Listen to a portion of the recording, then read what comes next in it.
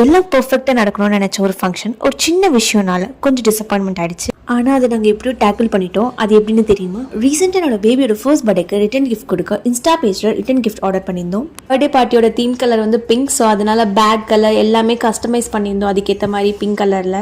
பேக்கில் எந்த ப்ராப்ளமே வரல, எல்லாமே பெர்ஃபெக்டாக தான் இருந்துச்சு. ப்ராப்ளமே இந்த பாக்ஸில் தான். பாக்ஸோட மூடி ரொம்பவே லூஸாக இருந்துச்சு. ஃபங்க்ஷனுக்கு முன்னாடி நாள் தான் செக் பண்ணோம். செம்ம டிசப்பாயின்மெண்ட் ஆயிடுச்சு. சில பாக்ஸஸ் மட்டும் டைட்டாக இருந்துச்சு. அவங்கக்கிட்ட கேட்டதுக்கு இந்த மாடலே இப்படி தான் லூஸாக தான் இருக்கும் அப்படின்ட்டாங்க.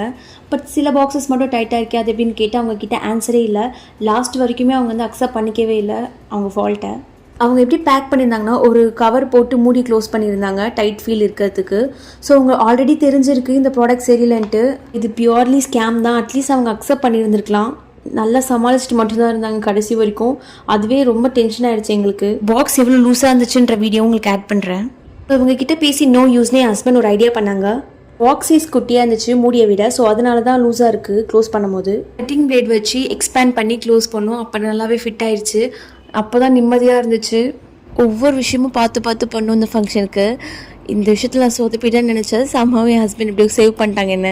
அண்ட் இதோட காஸ்ட் வந்துட்டு 150 rupees ஆச்சு ஓவரால் ஒரு பேக்குக்கு. நான் ஒன்று டிசைட் பண்ணியிருக்கேன். இனிமேல் இந்த மாதிரி இம்பார்ட்டண்ட்டான ஈவெண்ட்ஸ்க்கெலாம் ஆன்லைனை நம்பாமல் நேரில் போய் ப்ராடக்ட்டை செக் பண்ணிவிட்டு ஆர்டர் பண்ணுறதே வந்து பெஸ்ட்டுன்னு எனக்கு தோணுது. நீங்கள் என்ன நினைக்கிறீங்கன்னு கமெண்ட்ஸில் சொல்லுங்கள். ஆல்சோ உங்களுக்கு நாங்கள் எப்படி டெக்கார் அண்ட் ட்ரெஸ்ஸஸ்லாம் ரெடி பண்ணோன்னு தெரிஞ்சுக்கணுன்னா அதையும் சொல்லுங்கள். நான் ஃபுல் வீடியோவாக மேக் பண்ணுறேன். Thanks for watching the video and don't forget to like and subscribe and see you in next video. Bye bye.